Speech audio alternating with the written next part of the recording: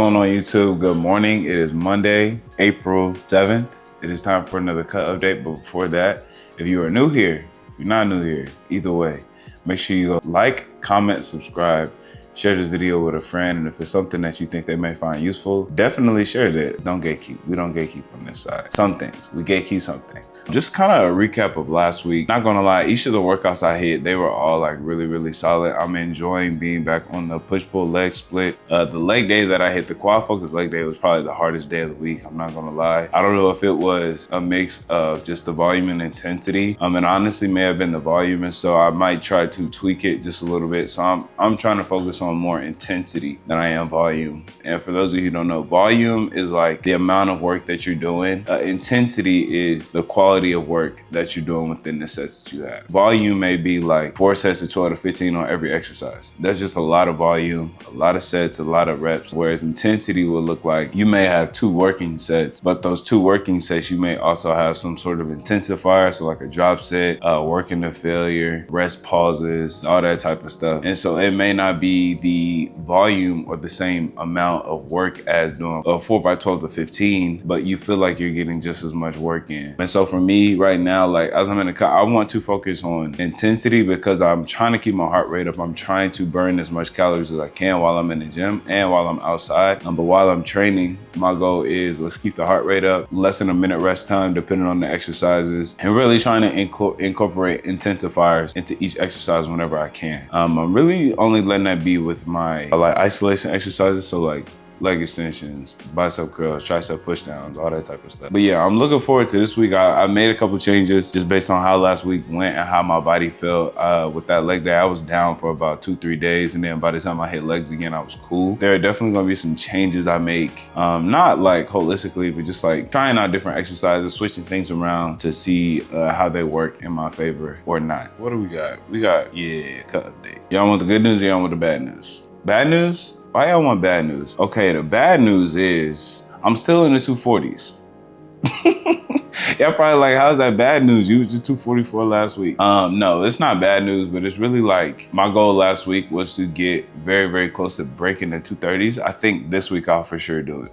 I'll for sure do it this week. I am now down to 242.6 pounds, 18.1% body fat. So I'm down almost 2 pounds from last week's check-in, and I'm down 0.2% in body weight percentage. It's slowly but surely coming down. I think now that I took a step back and recalculated my macros to get me in more of a steeper deficit, weight is just starting to come off. I think now for me, I just got to start being more active during the day. For me, I work from home, and so it's hard to be up and moving, but I need to prioritize just like if I have a break in between meetings or got the time, just like set a timer for 10 minutes and just kind of walk around the house. Stuff like that. I've been thinking about getting a walking pad, like a portable treadmill. If any of y'all have a portable treadmill, shoot your boy a DM, letswit.ken on Instagram, or drop it in the comments. That's always appreciated as well. So, and then speaking of macros, I was at 2,145 total calories last week, which breaks down to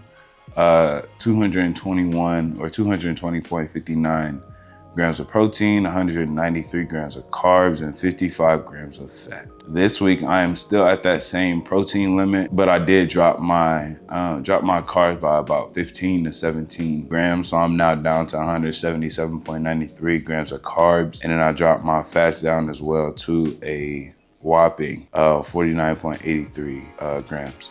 So last week I was at 2,145. This week I'm at 2,054 calories. And then I also started tracking on the weekends, which has been extremely helpful in terms of not like setting myself back to start the week. I'm hoping that with me focusing a lot more on not only tracking during the week, but also on the weekends, like pretty loosely on the weekends, allow myself to have somewhat of a refeed. And so I up my calories by about 200, 150 to 200, still keeping my protein at that 220, but not stressing as much with my other 2 macros. Still enjoying myself. Like this past weekend, I had 2 burgers and some sweet potato fries, which I made the burgers here at the house, caramelized some onions. Told everybody I was having homemade Five Guys. The only thing I didn't have was like lettuce, tomatoes, onions. Well, I had onions, I just didn't have lettuce and tomatoes. I lied. I did have lettuce and tomatoes on my burger Saturday. Yeah, I thought I was tripping. Yeah. So I had like homemade Five Guys Saturday, and then lastly, I made myself a little sweet treat. So my roommate, he had made some pistachio chocolate chip cookies with his sister back home, and so I had one of those along with some peanut butter M&Ms. Fun fact: peanut butter M&Ms are my kryptonite. If you put them in front of me, I will eat the whole bag, like no questions asked. And it's kind of bad, but you know, like we all got that thing. At least my thing isn't crack. Just saying. I'm just saying, bro. I'm literally just saying. Now we can just kind of get into the word of the day or the word of the week.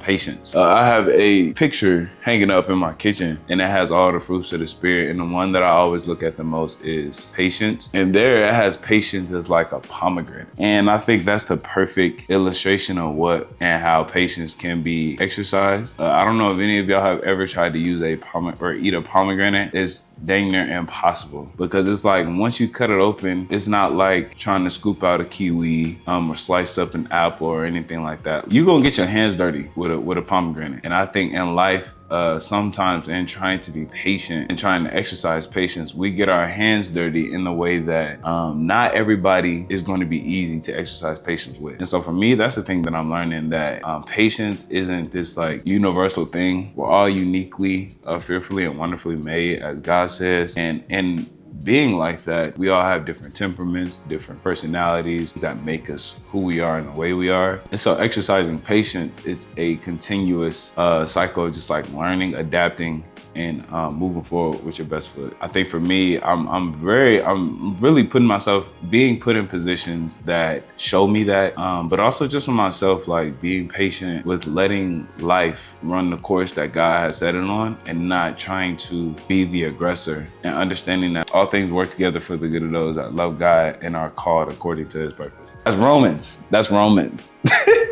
My advice to y'all, or my word to y'all, is just strive to be patient, and in being patient, love everybody the way Jesus has loved us and expects us to love others. When you start to love others for who they are and appreciate them for who they are, it makes it that much easier to have patience, but also to become a more empathetic and understanding person. So appreciate y'all for tuning in with this week's update. Make sure you like, comment, subscribe, share the video with a friend. Stay tuned, and as always, stay blessed. Y'all have a good one.